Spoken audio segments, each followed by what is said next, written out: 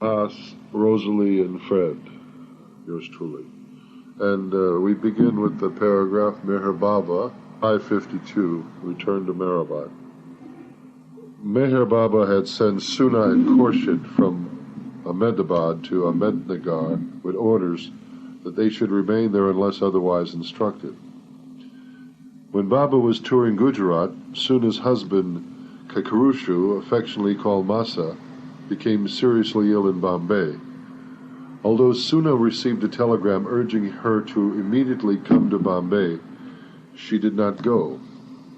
In a few days, another telegram was received about his condition, but Soona obeyed the master's orders and did not leave. Even a third telegram, saying that Masa's illness had taken a turn for the worse, was disregarded. After Baba returned to Meherabad, he called Soona and Khorshed to him. When he was informed about Kaikhushru's illness, he asked, "Why didn't you go?" Soona replied, "How could I break your order?" Baba then asked, "What if Masa had died? Then what?" "So what?" answered Soona. "Everyone has to die sometime." "What will your relatives say about your behavior?" Baba inquired. "I don't care about what anyone thinks. What do I have to do with the world when I am at your feet?" replied Soona. Baba then smilingly told her, "Had you broken my order, Masa would have died, but now he won't. You have saved him by obeying my instructions." Baba at once sent her and Khorshed to Bombay, and Masa's health improved as soon as they arrived. On July 11th, repairs to the post office building began, but only after 2 hours of work Baba gathered the mandali around him and said, "It is better to proceed to Bombay rather than remain here and look for work to keep ourselves occupied. In Bombay, there is no problem about keeping busy. Also, I can guide Bajafdar in his work of handling the distribution of the remaining copies of Upasni Maharaja's biography. But you must all consider two things. First, the house behind Manzil-e-Mim, where the office is located, is quite small, and the space is limited. You will all have to stay there since we cannot afford to rent a bigger place. Secondly, every one of you will have to find some sort of job for himself, but the employment will only last for a few months. To enable me to be left alone during the day, some outside work is necessary for you. There is nothing wrong with seeking a job. Each one can do whatever work he likes, but each must be employed, and the employment should be sought within a certain period after we reach Bombay. If a favorable job is not found, one can even work as a coolie, but work you must. If you agree to do these two conditions, I am ready to leave Meherabad immediately for Bombay." While the matter was being discussed, Baba sent a few of the mandali to bring his personal belongings from Kaikhushru quarters. Soon after he said, "Today I will only eat khichdi, which is rice and dal fried together, and tomorrow I won't take anything except water.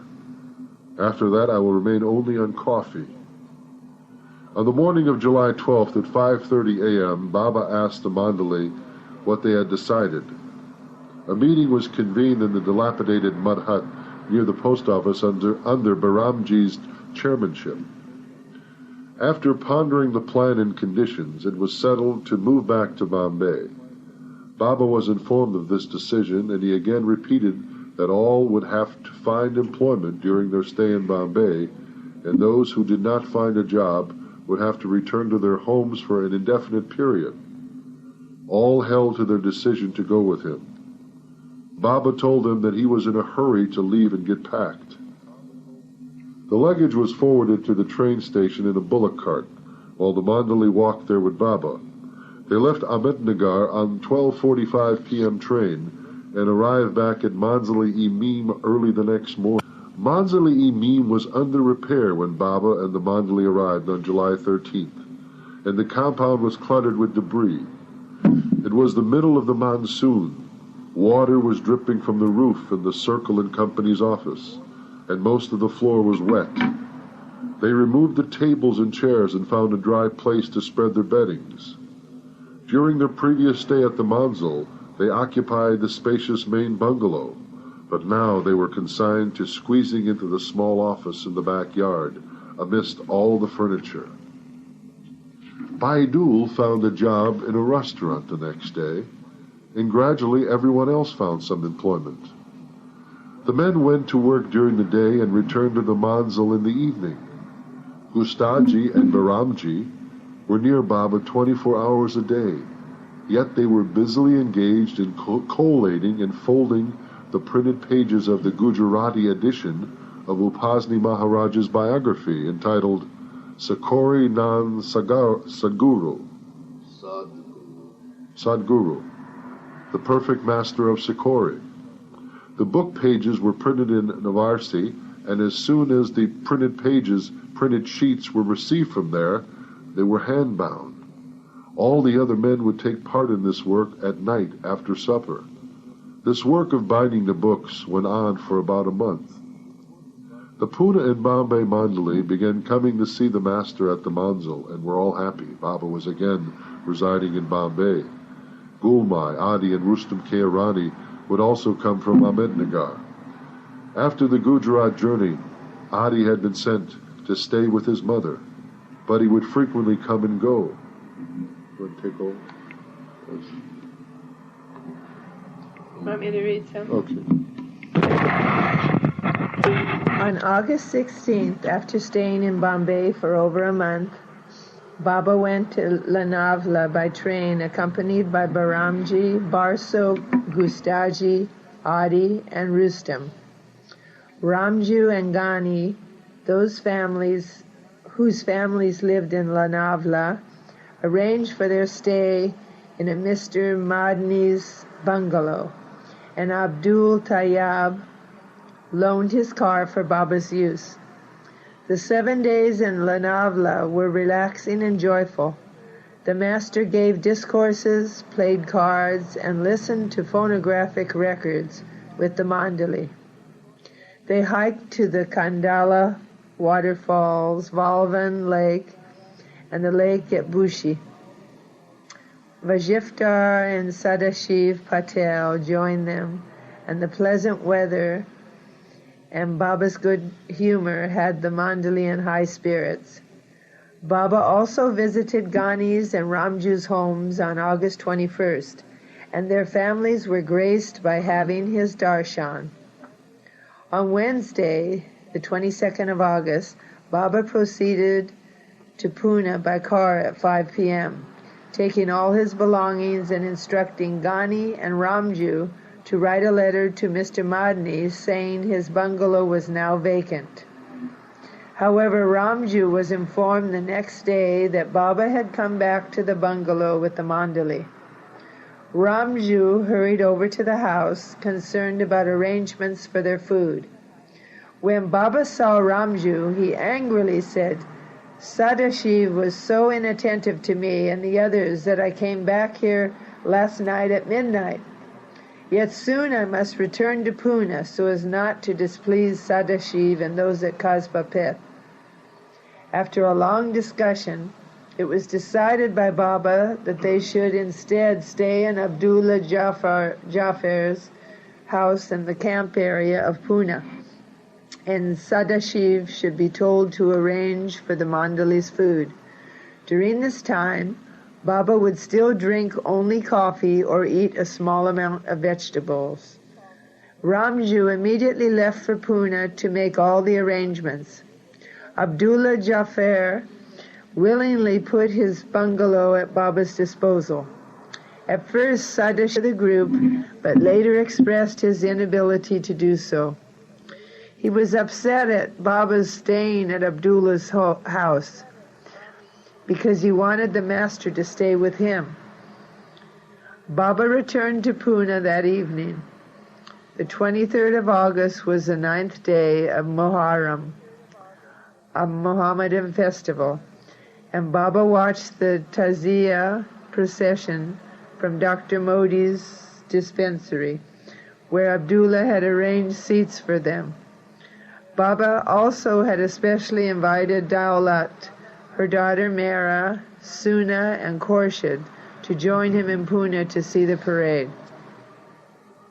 The next morning, Baba called Sadashiv and the Kasbapeth Mandali and scolded them. "You never look to my needs or keep me pleased. If I choose to put up at Abdullah's, you should think I am doing so because it is my pleasure. If I am not happy staying at your place, and if I remain there against my will, would you like that? Always see to my pleasure, not your own. Everything is found in it. The highest love is to have an eye for the Master's happiness. Try to keep me pleased, that is all I ask." The atmosphere again returned to normal, and in the afternoon Baba visited Arjun Supakar's house, where Sadashiv came to meet him. Sadashiv arranged the evening meal, and all the Mandali ate at his house. Thereafter they returned to Abdullah's. The Kasbapeth Mandali sought Baba's forgiveness and showed their willingness to provide him and the Mandali with all their meals. On the 27th of August, Baba and a large group went to Saswad, 7 miles from Pune, for a picnic. There he played the game of Gilli Danda until evening. Afterward he told those present, "Thank your good luck that I am playing with you. You will realize it later. It is a very rare type of sahavas, companionship, which I am giving you." He concluded in an emphatic tone, "He who has the company of a perfect master eventually gains everything. There is nothing comparable in value to a perfect master's companionship." The next day in Pune, Meher Baba went to his family's house on Butler Mahalla with the Mandali to visit his parents, brothers and sisters. He inquired of his father's business and mother's well-being. He always consoled his mother, reconciling her to acknowledge his spiritual destiny. The sweetness of Shireen's love for her son was always evident, and Meher Baba's love for his mother was tender. Even though Shireen's nature was strong and forceful, she did not hide that she was possessive of her favorite son. She had a definite dignity in her bearing and speech. It was once remarked, "Even when asleep, Shireen is a queen." Her name depicted her nature. Shireen's innate sweetness and intuitive intelligence were unique. An example of her sweet nature or profound innocence was that she never knew or spoke a swear word. She suffered much during her son's realization, as any loving mother would have who lost her son to God.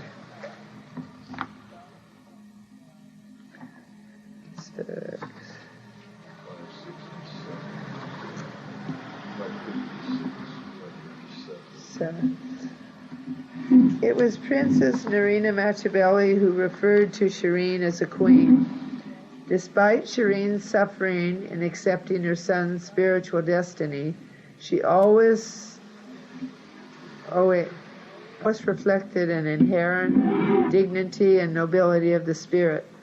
Shireen's mind possessed an innate intuition which gifted her with keen intelligence. Shahriyar possessed a spiritual outlook on all of life, and his mind was always absorbed in God. Shireen was down to earth and practical in managing the large household, but tender in caring for her children's welfare. Shahriyar was resigned to the will of God while providing for his family, presenting all that he earned as actually given by God.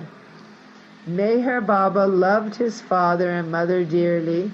and commented what unique souls they were to have been selected to be his parents. Their graves rest a short distance from his tomb at Meherabad. Where are they? They're to the right of the tomb. Oh. Where Mara is. Uh-huh. I think they're this way. It's sort of down So between the tomb and where Mansari is. You know what's so amazing about that configuration is there's no pomp and fanfare around these markers. In fact, sometimes the weeds and brush grows in between. In other words, they keep it clean on the tomb and just close to it, but it's not groomed like forest lawn. Oh, yeah. I mean, these people are so real, you see. Yes. Yeah. Meaning it's not an ego trip to have Definitely. a mausoleum. Definitely. And all these names put on Definitely. it. Like you go into Forest Lawn or any of those Hollywood Park cemeteries. Yeah, I know. You see little plinths with gold-plated markers. Yeah.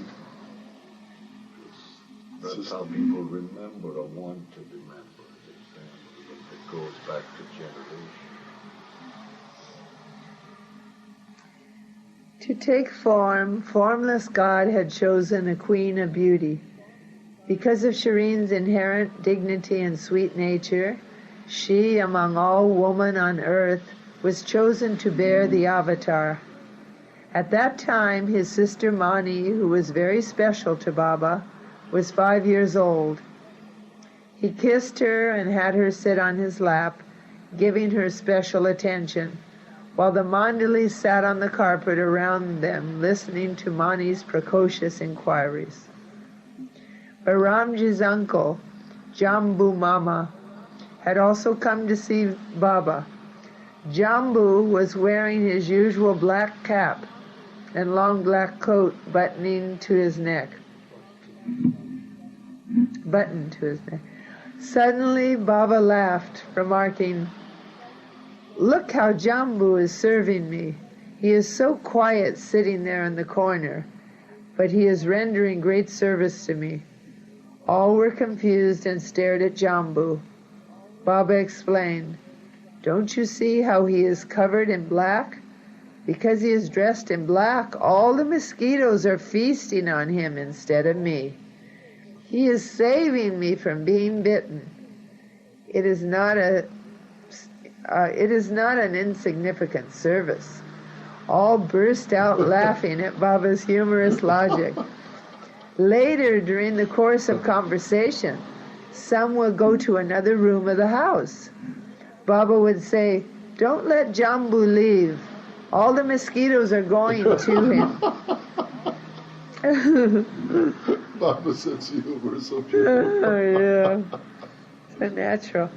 Oh, that's so... In our age, the Mandali were the same as the apostles.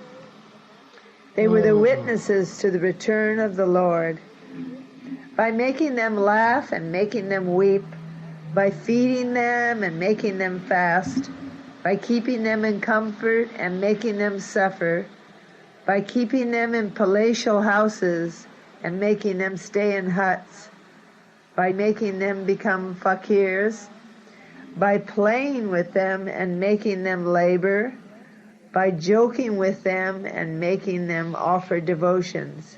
Through all these different ways, wine shop to them and transform their hearts into cups to pour his wine.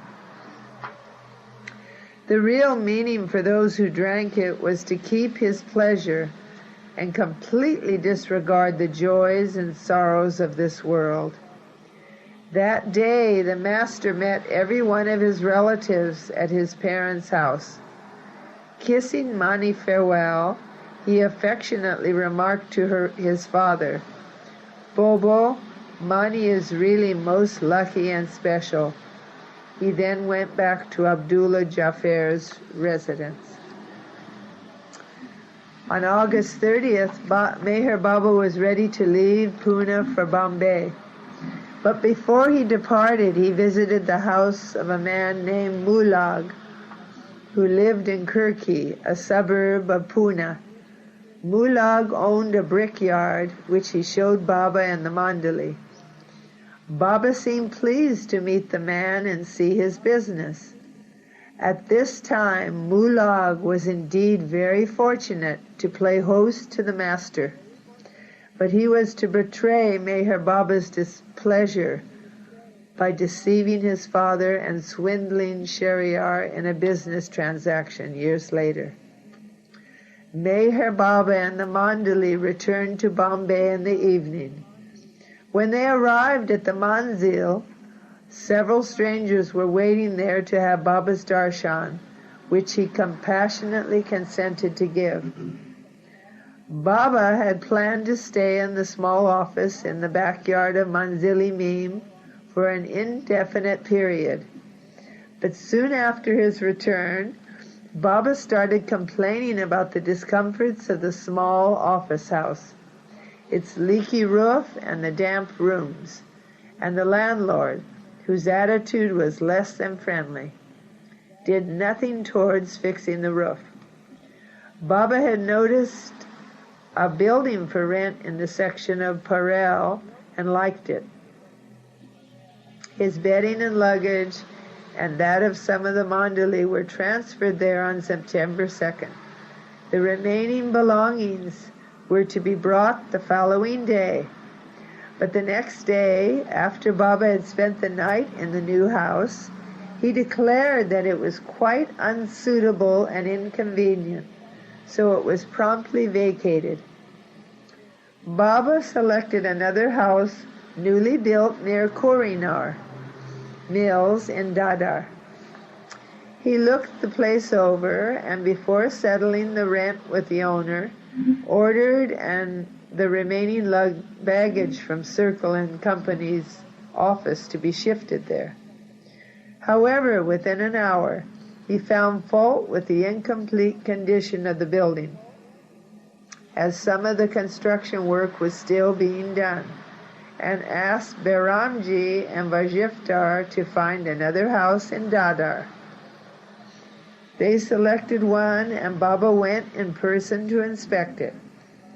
The house was situated near the GIP railway, on the second floor of Irani Mansion number 6, later called Tafti Mansion number 3. It was spacious and could commodiously be divided into two main sections. In one part, there were 2 bedrooms, a kitchen, a toilet, and a bathroom, which Vajiftar was to occupy with his family. In the other half, there was a large room, a balcony, and a bedroom, which would adequately serve Baba and the Mandali as an office and living accommodations.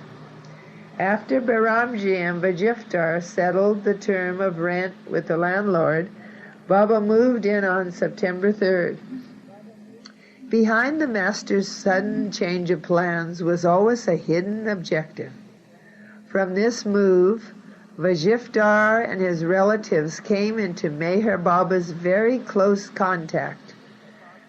New close connections were also established with other people of the local. Furniture from the Manzil office was moved to Irani Mansion number 6 during the first week of their stay. A huge wooden cupboard could not be taken up this narrow staircase, so it had to be hoisted by ropes over the balcony to the second floor. The office tables and chairs were kept outside on the balcony, and the wooden Almirah storage chest was kept in the large hall. Vajiftar moved into the house with his sister-in-law and her sister as soon as Baba and the Mandali settled there. Those who were employed would eat lunch at their jobs and have the dinner along with the rest of the Mandali. For those who stayed with Baba, lunch consisted of the usual dal and rice. The evening meal was a vegetable and bread. Vajiftar's sister-in-law, Hilla, and her sister Jirbai would do the cooking, which was a great relief to the men. The title of Upasani Maharaj's biography in Gujarati was Sakori Na Sadguru, the perfect master of Sakori. The Gujarati version was written by Bailey, and publishing the work was intensely expedited at the Irani mansion. Meher Baba was anxious to finish this book before proceeding to Sakori on foot, which he planned to do in mid-October. Those who stayed in the house during the day did most of the collation and binding of the 1,000 books, arranging the printed pages into book form. Those who returned in the evening from their jobs also had to help. After 6 weeks, the Gujarati version of Upasani Maharaj's biography was completed. Baba then made arrangements to go to Sakori. A bullock cart was purchased to carry their luggage during the foot journey. It was an odd coincidence that the bullock, which was purchased with the cart, was the same animal which had accompanied them during their trek from Pune to Bombay in May 1922. By the middle of October, nearly all the copies of Upasani Maharaj's biography were finally sold. 1,000 books have been purchased by various devotees to be given away free to university students.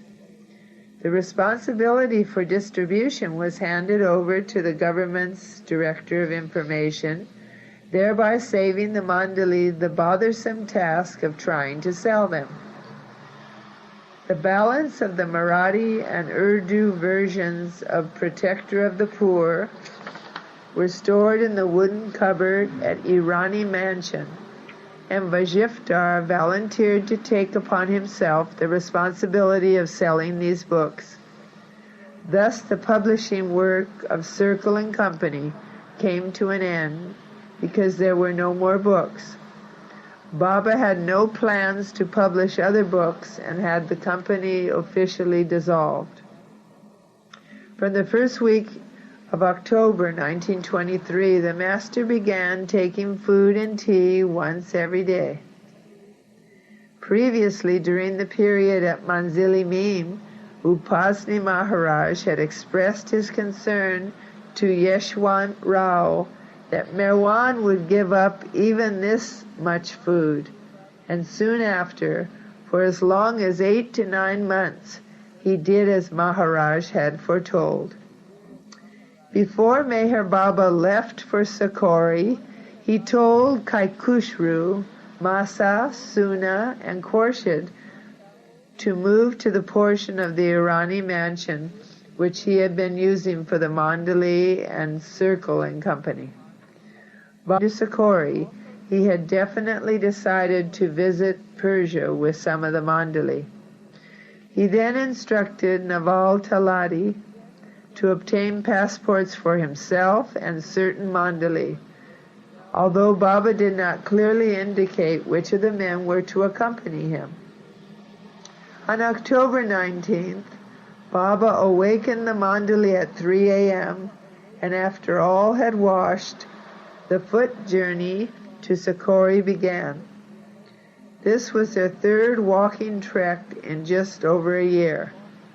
This time the following men accompanied the master: Adi and Rustam K. Irani, Baidu, Baramji, Burjor Daiwala, Gustaji Ghani, Nervous, Ramju, Sarosh, Slamson, Vajiftar, and Babu Rao.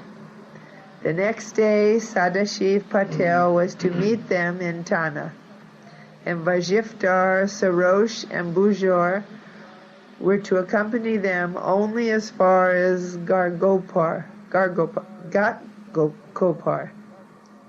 the designated first day's walk.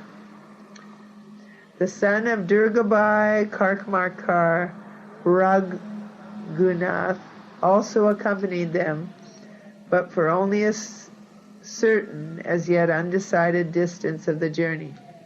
On this sojourn, all the luggage was placed in the bullock cart. Freed from carrying a burdensome load, the Mandali were able to walk at a much more rapid pace compared to that of their previous journey in Gujarat. Unencumbered, they walked the 7 miles to Ghatkopar very easily. As they were searching for a place to rest, Kaikhushru, Sarosha's brother-in-law, came and requested Baba to come to his house. At first he refused. However, after Kaikhu's repeated entreaties, Baba accepted. Kaikhu's mother had prepared a delicious lunch for them. Kaikhu had was a photographer by trade, and the master allowed him to photograph him on this occasion. Portrait of Meherabad taken by Kaikhushru at Ghatkopar, October 1923. Oh, that's beautiful. That's so lifelike, huh? Wow. You want to go? It's beautiful. Yeah. It's like in the heavens. Almost like Christ. Yeah. The transfiguration. Yeah. When you have Moses and Elijah in conference. That was Baba. In another form. That's what peace. Stop this.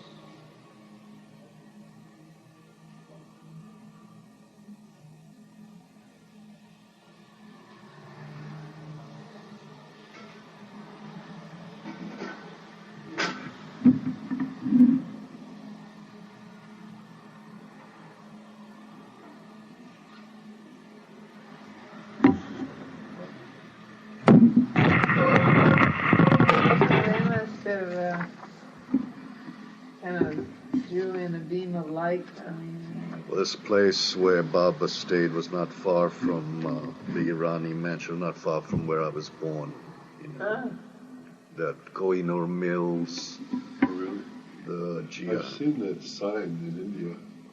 Kohinoor Mills, very big mills. When you go past the other Yeah, station, I see it. It shows. It's big. Apparently they must make garments for everything. Yeah, well, they're a big factory that was set up there. Most of the mills are now in Gujarat state. Ahmedabad, Kalol, Surat, all those places. Where they came from when they were coming from Quetta, where Mansari's dad lived, Sohrab Irani up there. Okay, so where will we, shall we continue? During this journey, Baba continued eating only a handful of rice and dal once every 24 hours and 1 cup of tea. He also had not rested well for the past several nights. The next morning at 4 a.m., they left Kaikhu's house at Ghatkopar in the dark and walked holding kerosene lanterns. They hiked 10 miles to Thana, which is about 30 miles outside of Bombay, where they stayed in a dak bungalow. The day passed pleasantly, and in the late afternoon they relaxed by flying kites. Sadashiv arrived in the evening from Pune. Barjor Dahiwala, who had accompanied the party as far as Ghatkopar, left for Bombay that same night.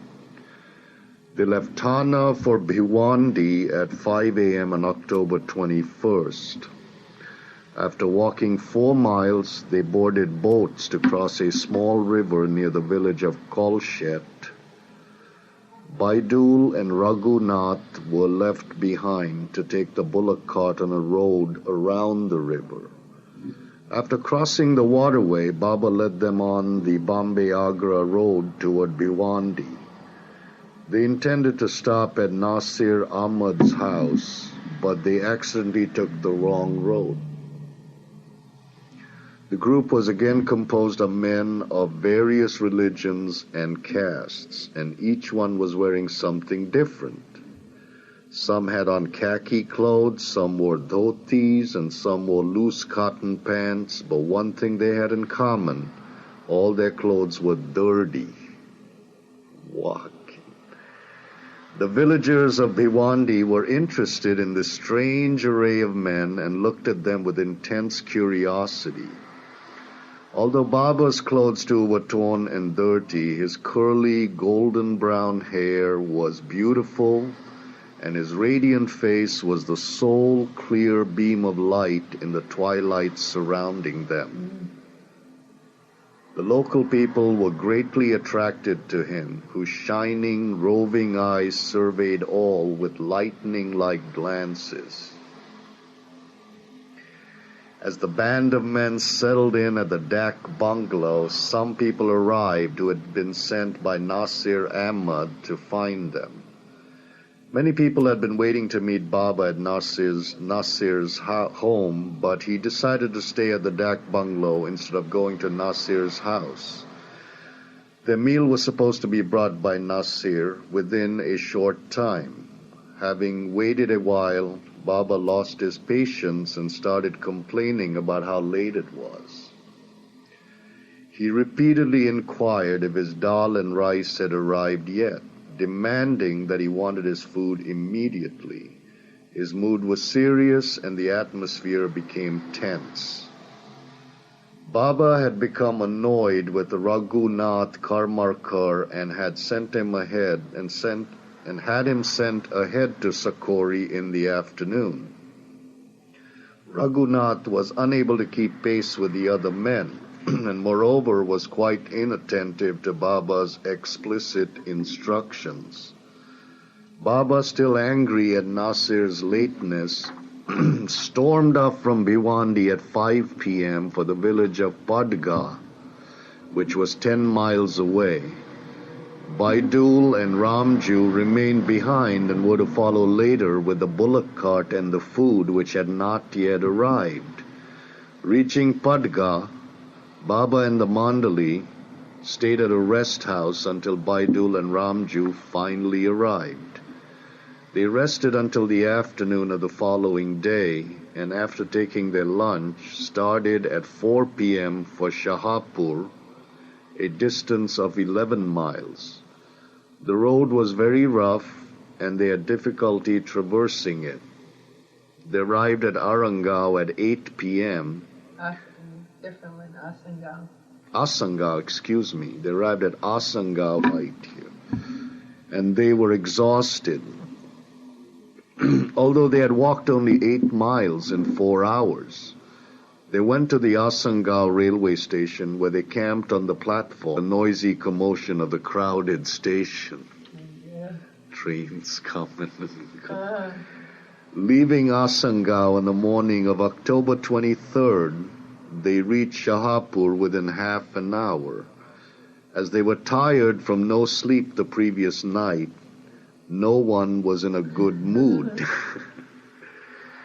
Those who were unable to keep pace with Baba's speed left with Gustadji at 2:30 p.m. for Kardi, which was 10 miles away.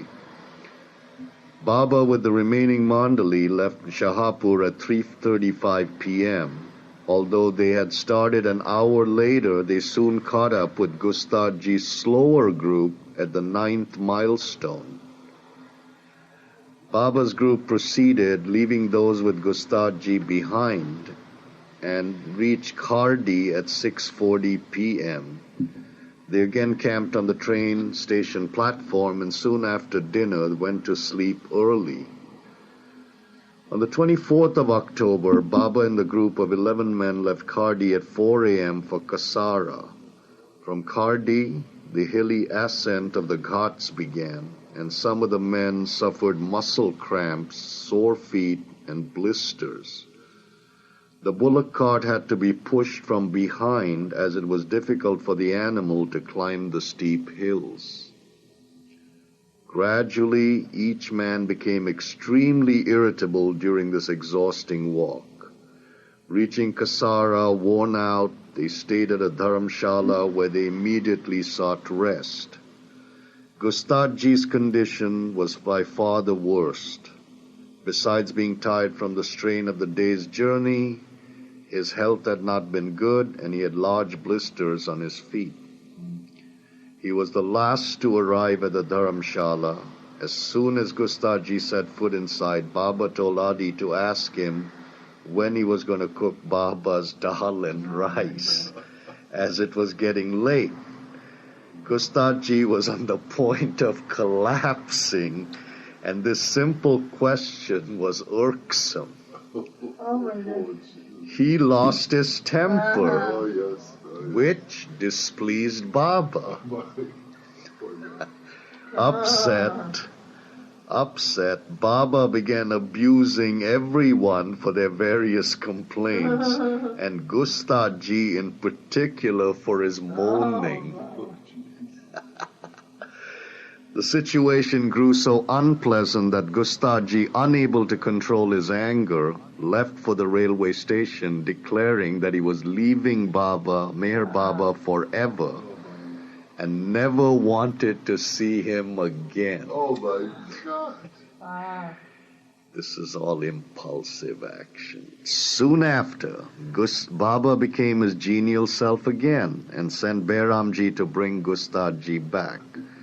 When Gustadji returned to the dharamshala, it did not take Baba long to pacify him and return matters to normal. Before lunch, Baba asked all to rest for an hour, which they gladly did. After eating, they walked to a stream where they bathed and washed their clothes. Baba advised those who had blisters to apply oil on the affected area and foment it over a fire. Rustam was sent to the village of Igatpuri at 5 p.m. and returned within 2 hours after arranging for meals there. On October 25th at 2:30 a.m., all had to rise unusually early and get ready to depart. They had hardly drifted off to sleep when they were awakened. Those who had to keep night watch had virtually no sleep at all. Soon after leaving Kasara, however, they came to another steep hill. The bullock was not strong enough to pull the heavy cart, so for 2 miles everyone had to shoulder his bedding and help push the cart up the hill. After covering 13 miles at 8:45 p.m., they came to the restaurant at Igatpuri, where Rustam had arranged.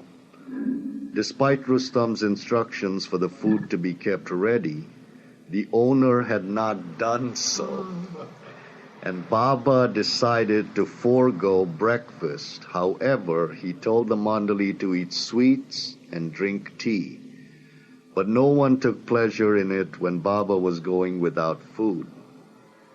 After breakfast, they went to the dak bungalow at the Igatpuri, and in the afternoon rice and dal was brought from an Irani restaurant.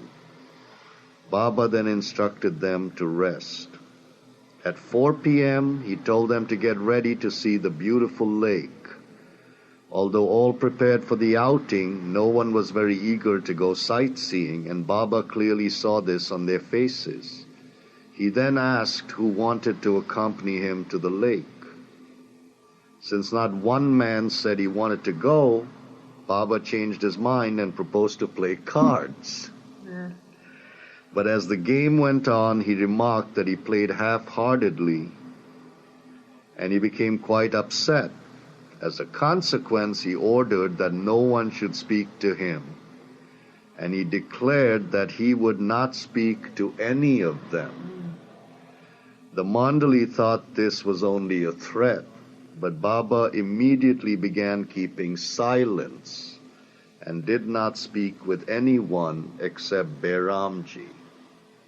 This day in October 1923 was the first time that Meher Baba kept silence with the Mandali. Close to your birthday. And funny that he talked only. To Bairamji. Oh, Bairamji. Oh, that was just Meher Baba during the walking tour at Ghatkopar in 1923. Another picture, I think, by Keki Iran. It's the same seaweed. Powerful pictures. And he was incredibly beautiful. Lean. Yeah.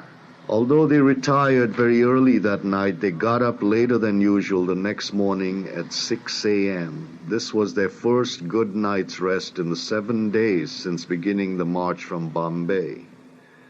The master remained silent and would convey messages through Bairamji, who was feeling very pleased and proud that Meher Baba was talking only to him, making him the favorite disciple in quotes. A village cobbler was summoned and their broken sandals were repaired. They left Igatpuri at 4 p.m. on October 26th, and after walking 5 miles, reached Ghoti. There they waited for Baba to arrive, as he had insisted on walking with Bairamji far behind them. Meanwhile, Ghani and Sadashiv sought lodging at the local dharamshala but found it fully occupied. So after Baba and Bairamji arrived, they all went to their usual makeshift hotel, the railway platform at the train station. Oh, no. It's like camping out, like a band of gypsies. Oh, yeah. That's the image. At Ghoti, Baba told Bairamji to ask the other men if they wished to proceed directly to Sakori or if they preferred to first see Bhandar Dara Lake. Few wanted to visit the lake, but the majority decided on going straight to Sakori. Baba's calm and undramatic punishment of not talking to them had unnerved them, and though they wanted to see the lake, on Rustam's bold recommendation, they refused in protest. Baba explained to Bairamji that he was not talking to the other men so as not to hurt their feelings, since they did not like it when he talked to them in his own open manner. The Mandali concluded that compared to the master's constant goading, teasing, and grumbling censure of them, his not speaking with them was considerably more disconcerting. Hearing this, Baba told Bairamji, if it is so, feel it so much, I will now speak with them. Thus, this problem was resolved, and it was mutually decided to go to Bhandar Dara Lake and then Sakori. Close there. The realization of God is through love, but for love to awaken, the heart must be pierced. God is the beloved, and the beloved is seen in the form of the Master. God realization is solely in the hands of the Master, who bestows God's love and the pain of love, longing. It is this pain that draws the beloved's attention. However, the beloved's indifference is his arrow which deepens the wound. And when the heart is pierced so deeply and becomes broken, the beloved becomes completely indifferent to his lover. The lover then becomes so despondent that in his despair for the beloved's attention, he entreats his beloved to sprinkle salt on his wound.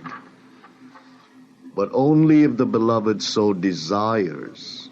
From the beloved's bow, or bow, arrows are constantly flying. As soon as the lover's wound is about to heal, the beloved's arrows pierce it again, not only to reopen the wound, but to mortally wound the lover. What Meher Baba had begun by keeping silence was to wound the Mandali's hearts. Their hearts were not yet wounded, as the wound is created gradually, arrow by arrow. The hearts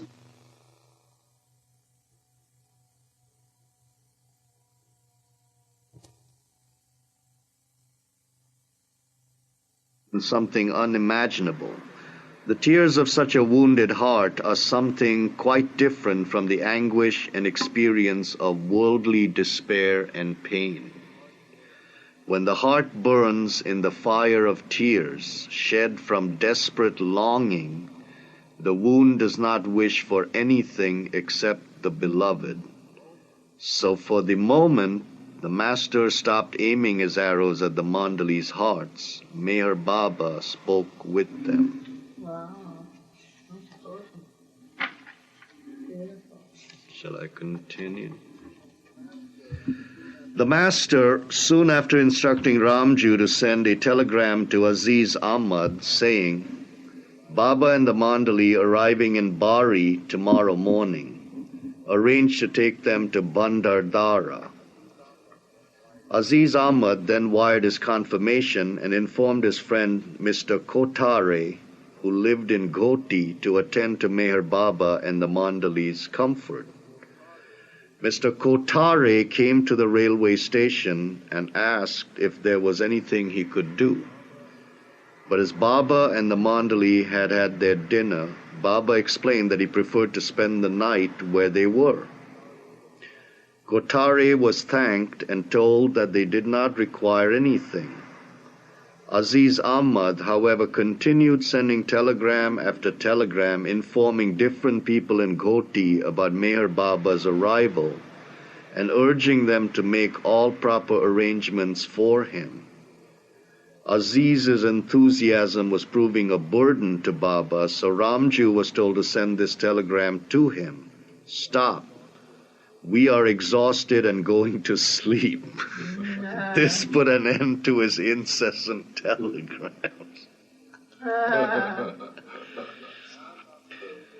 On October 27th, Baba again awakened the men early at 2:30 a.m. and left at 3 a.m. for Bari, 14 miles away.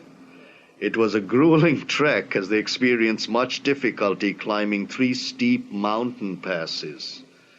Ramju was sent ahead to meet Aziz Ahmad, but he could not find Aziz's car. Perhaps his enthusiasm had waned, but shortly thereafter Aziz drove up in his car with breakfast. He had not expected Baba to arrive in Bari so soon. Aziz and Ramju found Baba outside a rest house with the Mandali. Baba, however, drank only tea, while the Mandali enjoyed a hearty breakfast. They all left for Bandardara in the car and a few tongas. Baidul drove one of the tongas and the bullock cart followed. They arrived at Bandardara at 1:30 p.m. and after lunch at Aziz's home, they went to see the dam, which was very near completion after 15 years of construction. This is how we get the water to Bombay from the mountains. From Bandardara Lake, they returned in the evening to Bari. Baba's mood changed, and after one more day of fasting, he ate rice and dal. In the early morning of Sunday, the 28th of October, they left Bari for Rajur, loading their luggage in a horse tanga belonging to Aziz.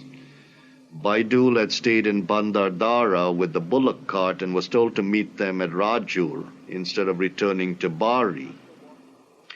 After walking 14 miles, they reached Rajur and stayed in a rest house. After lunch and a nap, Baba said, "We should reach Sakori on Thursday. I will not enter Sakori, but will wait somewhere nearby. Circumstances are such that I cannot enter Maharaj's boundary. You should go to Sakori in the morning and meet me in the evening wherever I happen to be." As Baidul had arrived in Rajur with the bullock cart, the tonga was returned to Bari. The next morning, they left Rajur at 4 a.m., reaching Akola at 3 p.m. after walking 13 miles. Akola was the village of one of Sai Baba's masters, known as the Swami of Akola. It is said that this Hindu Sadguru was also connected with Narayan Maharaj, and they met when Narayan was a young sadhu wandering in the area. This would be in the first book. Baba became concerned about Gustadji's leg. His knee pained him, and it became increasingly difficult for him to continue. They halted at the Dak bungalow in Akola, and Baba had sweets brought from the market. With Sadashiv's help, a village cook was hired to prepare bhakris and besan, a chickpea flour preparation, after which all retired. You want a bhakri is like a coarse millet made out of. I like you probably villagers eat it basically. I love it. Yeah, it's Heavy and strong, substantial. It's made from coarse grain, and it's kind of almost like it's glued together. I love it. Yeah, I love it. Like a when it's gruel, fresh. and then they bake it.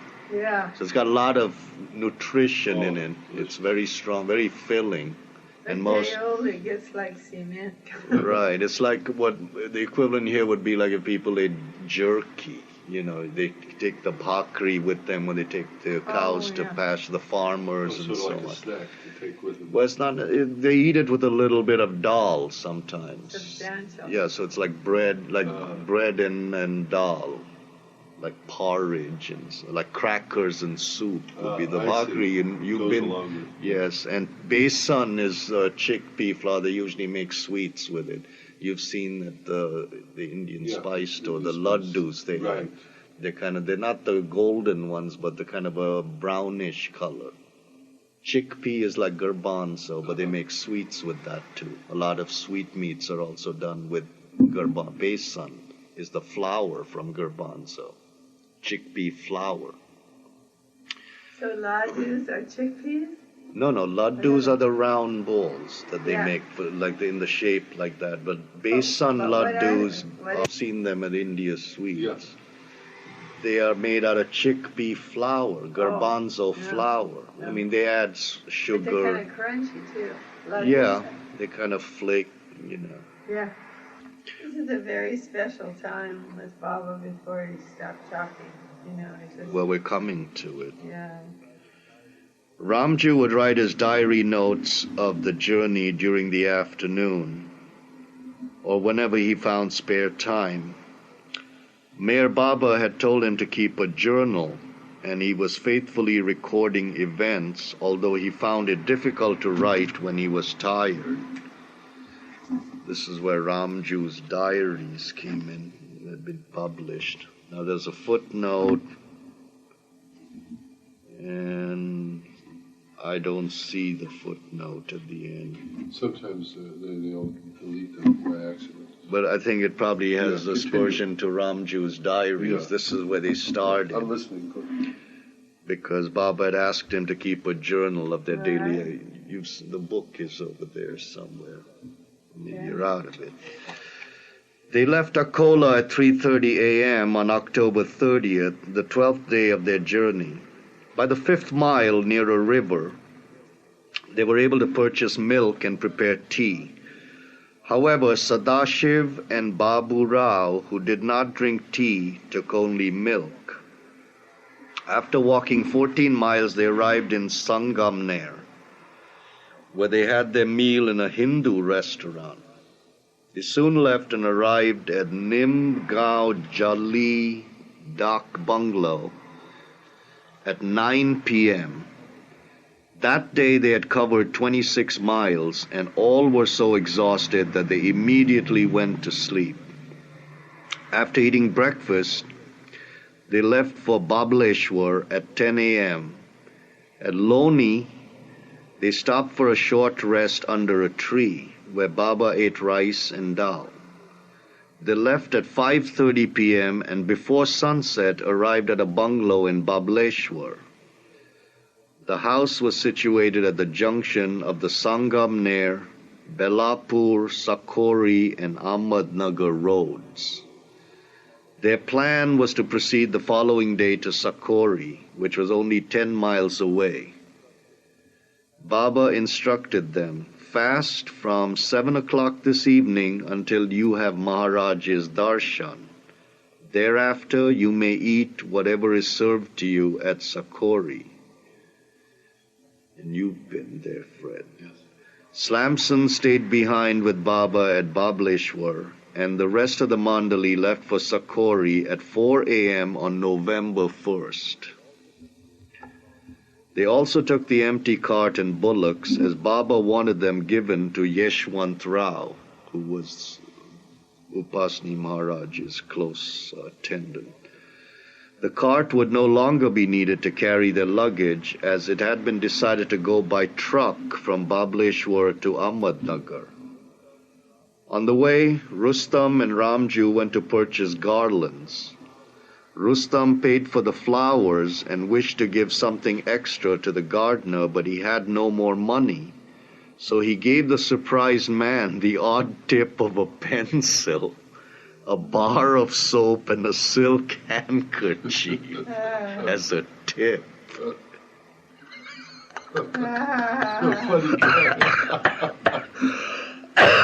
Hey, you give what you have. At Rahata, they met Padri, Wajifdar, and Barjor, who had arrived by train according to Baba's instructions. Finally, the men reached Sakori after a 2-week walk from Bombay. After washing, they went to take the darshan of Upasni Maharaj, who was seated inside the small bamboo cage in his thatched hut, what's called a jhopdi. Maharaj had confined himself to the cage for the past 10 months. As soon as Mandali entered the hut, Maharaj shocked them with loud abuses. He angrily lashed at them, "Get out! Get the hell out of my hut!" Oh, my God. What a greeting. His choicest Marathi curses. The Mandali had to comply and went back outside to the compound. Disappointed, most of them had not even had a chance to catch a glimpse of Maharaj. In the past, whenever Meher Baba's disciples would visit Sakori, Maharaj would lovingly talk with them and then discourse about spirituality for hours, always seeing to their comfort during their stay with him.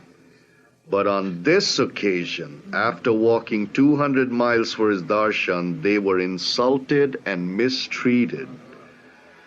Finding Maharaj in that abusive mood, the people of Sakori supposed the Sadguru was greatly annoyed with Meher Baba and displeased with his disciples.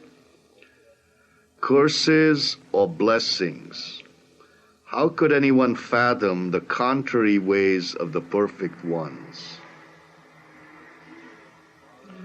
After a few minutes, Maharaj sent for Bairamji, Kustadji, and Sadashiv, one at a time, and gave them more of his appreciation by swearing at each of them. Maharaj complained in a bitter tone, "You good-for-nothing people are going from place to place, keeping me imprisoned in this cage. Have you any shame? Have you in any way obliged me by walking 200 miles? Then in a cryptic tone he added, "Go on doing as you are told by whoever is your somebody," in italics. "Now, return immediately to the place where you have been asked to return." Before departing, Gustaji pleaded with Maharaj to see the other Mandali, but he expressly did not like the idea and refused. Gustaji used to stay with Upasni prior to his coming to Baba. After Bairamji, Gustaji, and Sadashiv returned with Maharaj's negative reply, the other men decided to inquire through Yeshwant Rao if they could have Maharaj's darshan from a set distance. Durga Bhai served them tea, and they thus broke their fast. After an hour, Yeshwantrao brought the reply that without entering the compound of the hut, they could take Maharaj's darshan from the gates and then immediately leave from a distance. Following Maharaj's orders, they took darshan standing by the gates of the compound, but without actually seeing him. He shouted from inside his hut, a strange statement that he was busy digging a pit. It was close to his... Before they started to walk back to Bableshwar, the bullock cart was given to Yeshwantrao by Baidul. In turn, Durgabai and Yeshwantrao gave them prasad of bread, besan, sweetmeats, and fruit, which they ate after reaching Rahata. They arrived at Bableshwar in the evening. Baba had kept a dinner of bread and vegetables ready for them. After eating, they told Baba everything that had happened. Afterward, for 2 hours, Baba explained to them the meaning behind Maharaj's strange reception. Our age had been given grace. To end our pain, the earth was soaked with rain. But before the farmer could plant the seeds of his crop, it was necessary to have the earth plowed. For how could it produce grain unless first plowed? In its saturated condition, the earth is fertile and longs to produce a harvest, but the soil must be tilled before the seeds are finished. Yeah. The hearts of the Mandali were like the earth, watered and cared for by the divine farmer, Meherabad. But the plow was in Upasni Maharaj's hands. Maharaj's hostile attitude and physical abuse were like plowing the field, creating deep and painful furrows in the hearts of the Mandali, but at the same time preparing the ground for the farmer's real work of planting the seeds of love and obedience. Maharaj's harsh words were like nectar, not poison, fertilizing and deepening the Mandali's faith and making them hold fast to their beloved master. Sadguru Upasni Maharaj had transferred the burden of his universal work to Meherabad. His own field of activity was separate and distinct. Maharaj wished to create the impression that he was upset with Meherabad, so that within the limits of his own circle, his followers should know that he alone was their king, holding the reins of their destinies in his hands. Maharaj's harsh attitude toward Meherabad and the Mandali made his own followers think that nothing from their kingdom had been given away to anyone else, and that only Maharaj's faithful devotees would inherit his treasure. These subtleties of the spiritual world are difficult to understand. God is infinite and beyond a man's imagination. Speculating about the ocean's depth does not gain the oceanic experience. To experience the oceanic waters, one's mind must dive into the depths, but only after drowning in the depths of the ocean, going beyond the mind and realizing God, and stationing oneself on the seventh plane, thus attaining infinite mind, one can unravel the real secret of Upasni Maharaj's attitude. When the Mandali related that Maharaj said he was busy digging a pit as they left Sakori, Meherabad explained,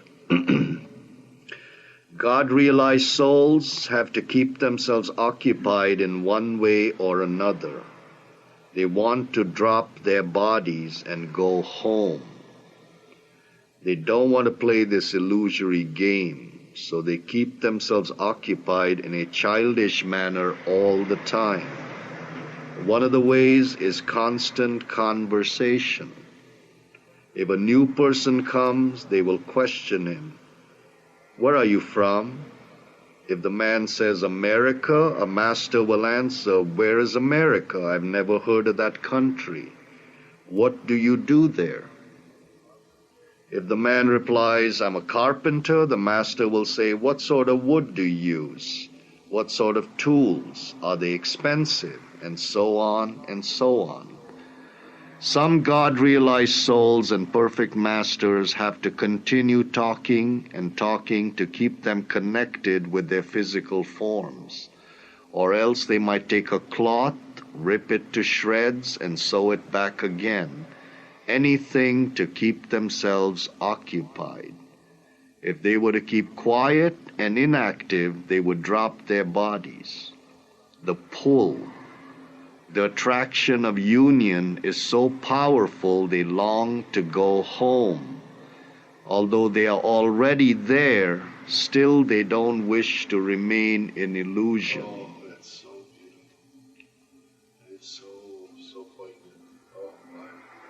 That's the state of... It makes me feel blissful. Yeah. That's the state that they're in, is called nirvikalpa samadhi, at one with God in total realization. See, I never knew this point that they have to stay active. If they go into a meditation or sit, they drop their body.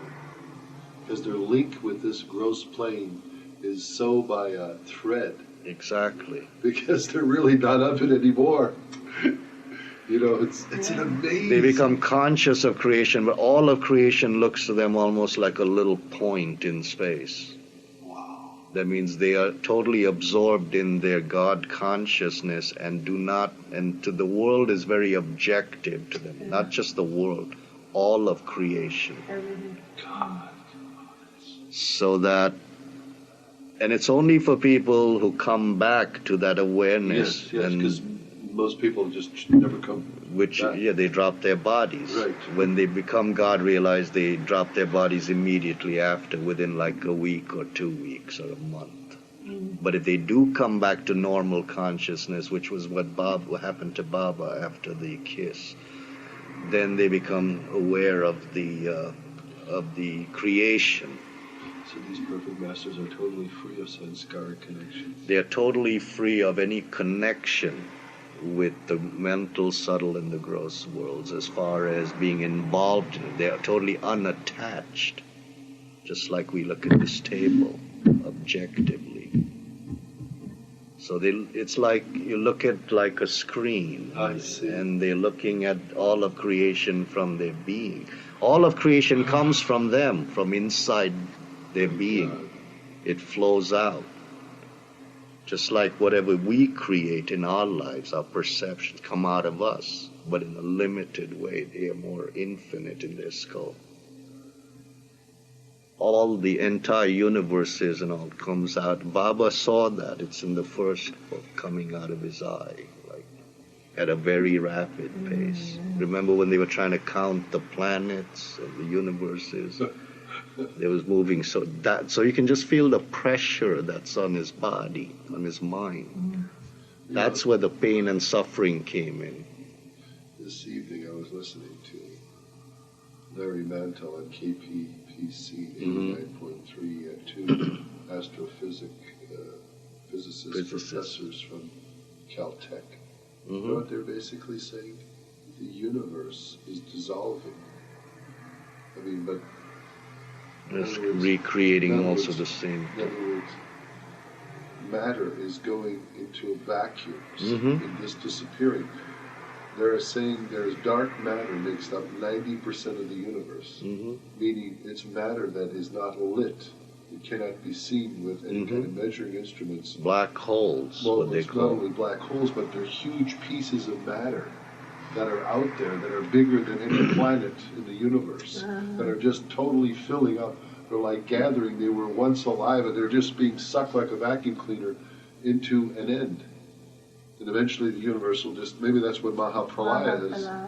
See, the scientists Well, are finally starting to realize. Pralaya is the end of the Yeah, universe. it's a sucking in. Right.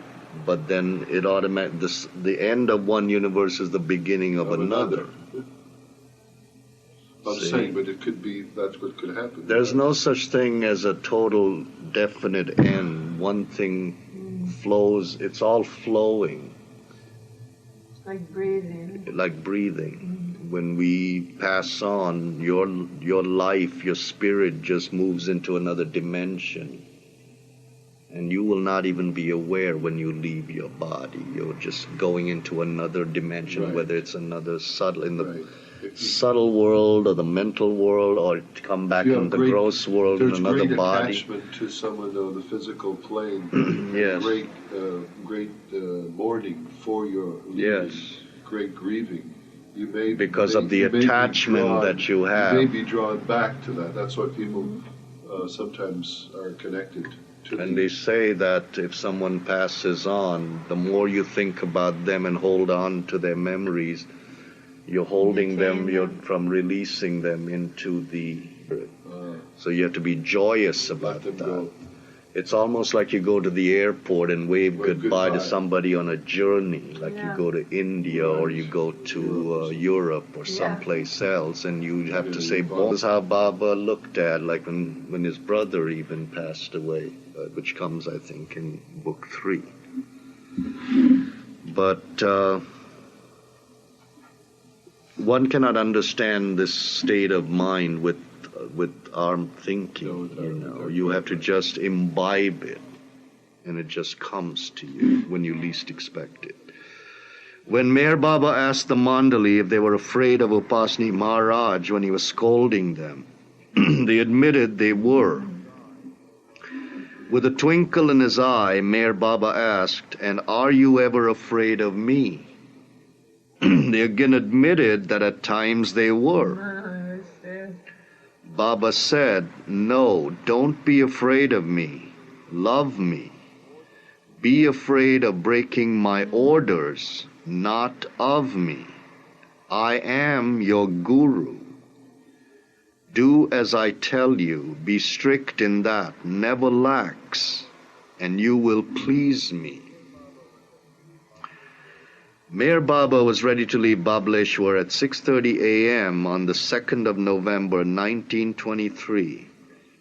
The men placed their baggage in a truck and drove toward Ahmednagar. Near Rahuri, the truck's engine broke down. Many people, including children, gathered to look at the odd group of travelers. Baba sent for sweets and distributed them among those present. Some in the crowd remarked that sweets were being given so the truck would start. The engine was worked on for an hour and a half, but the truck would only start when pushed. They arrived at Ahmednagar at 2 p.m. and stayed in Kaikhushru quarters. Sadashiv and Babu Rao were permitted to leave for Pune that same evening. Baba then told the rest of the Mandali, "Think again about staying with me, even now. You are free if you don't wish to follow me. You can leave and go away at any time." The remaining Mandali agreed that it was not necessary to think it over. Some said, "We have caught hold of your feet and will stay with you until the end. Our resolve is only strengthened by the game between yourself and Upasani Maharaj. We belong to you." That ends that chapter. So I think you can start, Fred.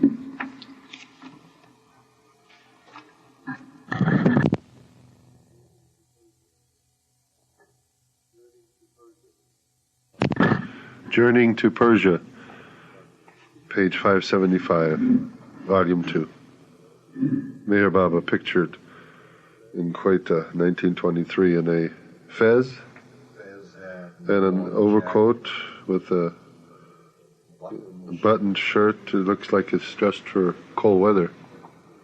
On November 4, 1923, due to some negligence on Rustam's part, Baba bitterly remarked that Rustam was at times indifferent to his needs, and he abruptly stormed out of Kaikhushru quarters with Gustaji trailing behind. The rest of the Mandali were eating breakfast at the time and had to rush out and follow. Baba again walked to the Dharamshala near the railway station where he had previously stayed. In the Dharamshala, the entire day was spent discussing the upcoming trip to Persia. It was decided that those who would accompany him would be Adi, Baidul, Behramji, Ghani, Gustaji, Masaji, Nervous, Padri, Ramju, Slamson, and Vajafdar. It was also decided to start for Persia at the beginning of February by a route of Bandar Abbas, and that the journey before then should be spent in or near Karachi. And that the period before then should be spent in or near Karachi. Regarding the journey to Persia, each man had this effect. 1. The signatories embark on this pilgrimage of their own free will and on their sole responsibility. 2. Hereafter, they do not accept any kind of financial or external help from Meher Baba, nor any hope of any definable or definable internal benefit within the fixed period. 3. Further, they accompany Meher Baba for an indefinite period, leaving all hopes of ever returning to India if need be. Only Ghani and Ramju were not bound by the third condition, because they were told by the Master they would be freed from all bindings and promises after February 28, 1924. It was settled that all, except Vajafdar, should be ready to proceed to Karachi after 1 week. Vajafdar would return to Bombay, remain there to complete the distribution work with Upasni Maharaja's biography by December, and then later join them in Persia. It was also decided that Ghani and Ramju would visit their respective families for a week, and Padri would proceed to Bombay to arrange for passports. Soon after, Ghani, Padri, Ramju, and Vajafdar left Ahmednagar to their designated places. On November 5th, all the men signed the agreement before the Master. Later, they moved their luggage from Kaikhushru quarters to the Dharamshala. However, rather than go to Karachi, Baba announced they would now travel to Hyderabad, Sindh, to spend the interim before proceeding to Persia in February. On November 11th, they left for the train station to begin the journey. Along the way, Behramji complained to Baba that he did not wish to be the manager during this trip, because the other men seldom listened to him, especially regarding the luggage. So all were ordered to carry their own bags and bedding rolls. They had hardly reached the station when Baba told them to return to the Dharamshala with their luggage. Baba was upset and had scolded Behramji for refusing to act as manager. However, Behramji soon changed his mind and agreed to resume his responsibilities. When the Mandali returned, Baba ordered the stronger men to carry the heavier loads, and they again walked to the train station, where the luggage was checked. None of the local followers from Ahmednagar, except Rustam, had been allowed to bid farewell to the Master at the train station. Although Baba had been staying in the Dharamshala for the past week, Rustam had been sending Baba and the Mandali their food each day prepared at Kaikhushru quarters. Rustam acknowledged his mistake of being indifferent to the Master's personal needs and was forgiven. Rustam garlanded Baba and gave gifts to each of the 10 accompanying Mandali. The train left Ahmednagar at 12:30 in the afternoon for Hyderabad. Arriving in Surat the following day, the Master went to the bazaar near the railway station, accompanied by Adi, Ghani, Gustaji, and Ramju. On the way back, he spotted a Hindu boy of about 18 in a pitiable condition. The boy was shivering in the cold. At Baba's request, Ramju inquired and found that the boy had come from Wadala, seeking employment in Surat, but had fallen ill and was now penniless. Baba then instructed one of the Mandali to take the boy to a nearby restaurant, where he was fed to his heart's content. A railway ticket to Wadala was purchased for the boy, and Baba handed it to him, telling him to return to his parents and recuperate his health. They then reboarded the plane for Ahmedabad.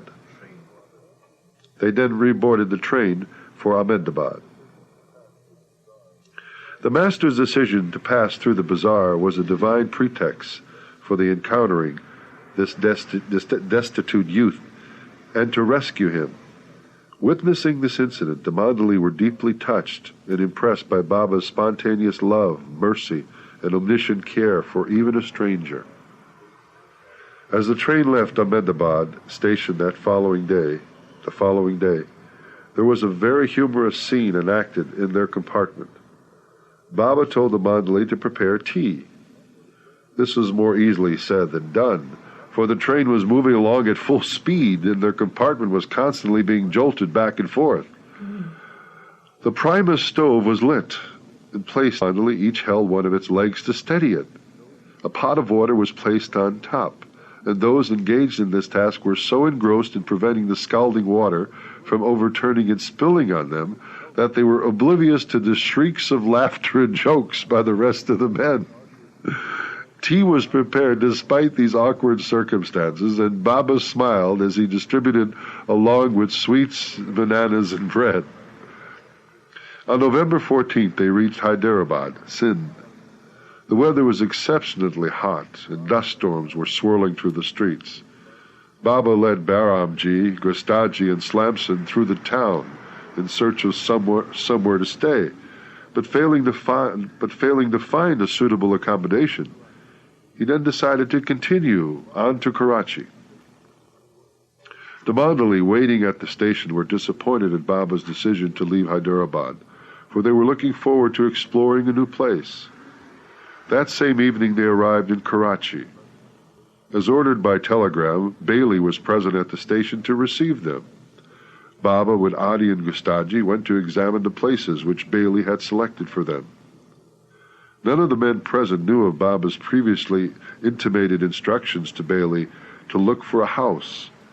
He had intended to stay in Karachi all along. After 2 hours they returned, and all accompanied Baba to Soldier Bazaar, where the bungalow which he had approved was located. To the Mandali's shock, however, the bungalow was in a deplorably unclean condition, full of dust and cobwebs. A thorough cleaning began the next morning. The Mandali washed the inside and outside of the house. The windows, doors, walls, and floor were all scrubbed until the bungalow was finally made habitable. The house was situated in a quiet locality at number 2445, Soldier Bazaar. And though it was dirty from being vacant for a long time, the building itself was in good condition. It had a large hall and 2 big rooms. In the front was a veranda, and on both sides were bathrooms. The outside compound was surrounded by a large stone wall, which provided Baba the privacy he desired. Bailey, Ghani, Nervous, Padre, and Ramju shared one room. Baidul, Baramji, Masaji, Pendu, who had joined them from Quetta, and Slamson the other. And Baba, Adi, and Gustaji slept in the large hall. One of the bathrooms was converted into a small room for the master's private use. In the evening, Bailey suggested they name the bungalow, and all supported him. Baba's and Bailey's joint suggestion of Halt Ho was adjudged the best. Along on this other side is a sample of Meher Baba's handwriting in English of a letter to Sarosh K. Arani while in Karachi during 1923. Meher Baba always signed his name either Merwan or M.S. Arani. The letter reads, Halt Ho, number 2445, Soldier Bazaar, Karachi. Dear Sarosh, I last received your letter at Ahmednagar. Please be writing to me here every alternate day about your health, etc. Be sure next year we will meet when everything will be arranged for you.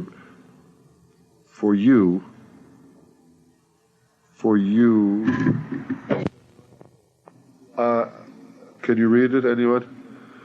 For your best. Throughout by my own hands, God willing, to let this be settled for good in your mind. I don't be anxious a bit about, and don't be anxious a bit about anything. I am with you forever. Please remember. And take care of your health, that's all. Only take care of your health, and that's all. Be serving Jal and ask him why he did not reply my letter. Make him do so, Merwan. The bungalow was rented for 2 months.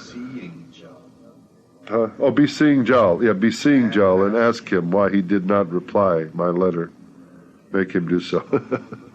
Merwan. For 2 months, and all were under the impression that they would be staying there for at least that long. The men informed their families of their safe arrival and accordingly told them to write them at the Halt Ho address. But the very next day, Baba said, I have now decided we will immediately go to Basra, where we will pass the interim period before going to Persia.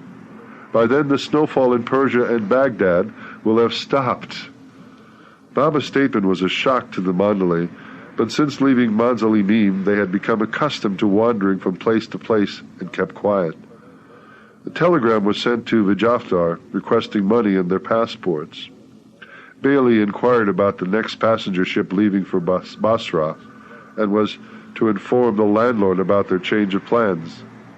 Thus peaceful Halt Ho turned into a noisy den of activity as they prepared to leave for Iraq. However, Bailey brought news that Basra was in the grip of an icy cold wave and full of malaria-carrying mosquitoes. He also reported that he had been unable to contact either the Persian consul about their passports and visas or the owner of the bungalow. So the Basra plan was canceled, and it was decided to continue their stay in Halt Ho for a while longer. Harzat Babajan at times would refer to someone saying, no langati around the waist, no langoti round the waist, and name Fatih Khan. On November 19th, Meher Baba asked Ghani if he understood what this phrase meant. Ghani replied, while his bottom is bare, the man brags of his self-importance. It means to pose as being rich, though being poor, and to go about with your nose arrogantly stuck up in the air, as if you are a great man. The reason Ghani was asked about this was that despite Baba's order, he would still awaken late every morning. Baba slapped him repeatedly for this, and as a punishment ordered Ghani and Ramju to both awaken each morning by 4 o'clock, and after taking cold baths, go to the mosque for prayers. Baba said that as long as they were in Karachi, bearing Gustaji, all of the men should find jobs. Or barring Gustaji. Is it bearing or barring? Barring Gustaji, all of the men should find jobs. He added that it was not an issue of earning money, but that they should do his job faithfully and honestly. Baidul and Padri were soon employed in a tea shop at a salary of 20 rupees per month. The others continued to search for work during the day. On November 20th, Baba went with a few of the Mandalay to Clifton Beach, then walked back to Halt Ho in the hot sun. It was observed that he was moving about in the extreme heat in sympathy with those unemployed. The next day, Ghani frankly asked Baba's permission to return to Pune, and Baba allowed him, slyly saying, you may come back whenever you wish. Ghani was disgusted and tired of the uncertainty pertaining to the proposed trip to Persia. He left for Pune that day.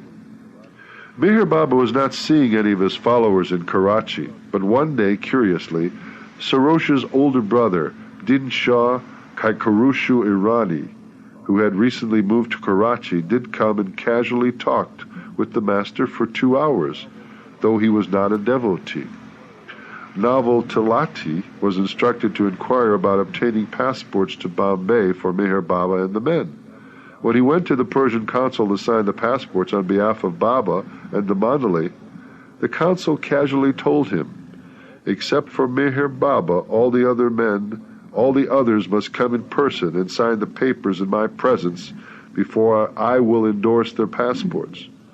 Meher Baba's presence is not necessary because he recently came to see me and told me he would send his passport with someone for my signature, to which I agreed. This strange incident occurred on November 17, 1923, while Meher Baba was in Karachi. When the Mandali were informed of this through Valjafar, they were greatly surprised, since the master had been out of Bombay for a month and a half and had never been to the Persian consul. After a few days, all the Mandali were employed in Karachi except Ramju, hire bungalow every day until he found a job. After attending to this work in the morning, Ramju was ordered to go out in search of employment. No one knew that the master had a different plan and was conspiring with Bailey to carry it out. On the morning of the 22nd of November, he told the Mandali, "Now we should all leave at once for Pune." Without further explanations, preparations were made in a mad rush.